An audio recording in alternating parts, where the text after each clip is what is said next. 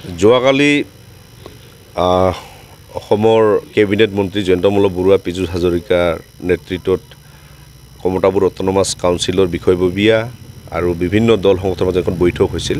তাতে গকুল বৰ্মনৰ পদত্যাগৰ কথাটো তাতে উত্থাপন হৈছে আৰু কম সময়ৰ ভিতৰত কাউন্সিলখন চলাই নিয়াৰ ক্ষেত্ৰত এজন এচিৰ চিফ মানে ইনচাৰ্জ হিচাপত দিব আৰু আমি বিচাৰোঁ কমতাপুৰ অট'নমাছ কাউন্সিলখন অতি কম সময়ৰ ভিতৰত ইলেকশ্যন পাতি শক্তিশালী এখন কাউন্সিল আমি বিচাৰোঁ। লগতে কমতাপুৰ অট'নমাছ কাউন্সিলৰ এই এলেকাত বসবাস কৰা বিভিন্ন জাতি জনগোষ্ঠীক সুৰক্ষিত কৰি ৰখাৰ কাৰণত আৰু অধিক মানে শক্তিশালী হওক এই কমতাপুৰ অট'নমাছ কাউন্সিলখন, তাৰ কাৰণে বিভিন্ন জাতি জনগোষ্ঠীৰ মানুহখিনি একেলগে হাতে হাত মিলাই আগবাঢ়ি আমি সুন্দৰ এখন কাউন্সিল আমি যাতে চলাব পাৰোঁ, তাৰ কাৰণে সকলোকে আমি আহ্বান জনাইছোঁ আপোনালোকৰ জৰিয়তে।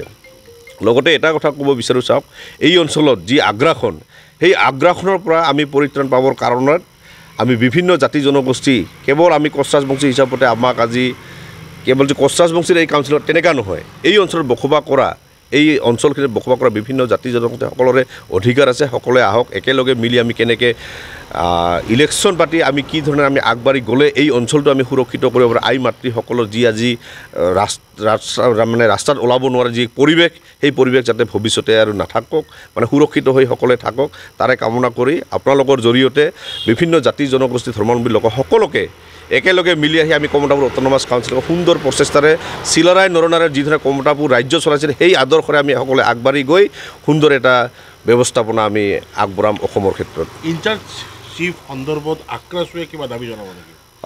আমি চৰকাৰক আহ্বান জনাইছোঁ আৰু কালিও আমি এটা কথা কৈছোঁ কি যোগ্য ব্যক্তিক যিসকলে বিভিন্ন জাতি জনগোষ্ঠী সকলোকে লগত লৈ নিজৰ কেৱল দম্ভালি মৰা স্বভাৱ যাতে নাথাকে, সকলোকে মানৱতাৰ দৃষ্টিৰে সকলোকে লৈ যদি সুন্দৰ এটা কাউন্সিল চলা যদি মানসিকতা থাকে তেনেকুৱা ব্যক্তিক দিবৰ কাৰণতে আমি আহ্বান কৰিছোঁ।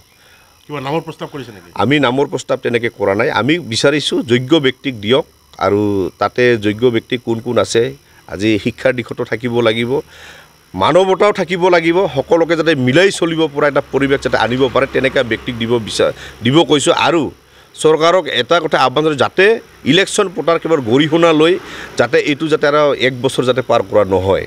যদি ইলেকশ্যনৰ গৰিহণা লৈ যদি আৰু যদি 1-1.5 বছৰ যদি ৰখাৰ চেষ্টা কৰে তেতিয়াহ'লে কিন্তু সদৌ কোচ ৰাজবংশী ছাত্ৰ সন্থা ৰাইজক লগত লৈ কিন্তু পুনৰ আন্দোলনৰ কাৰণে আগবাঢ়িব।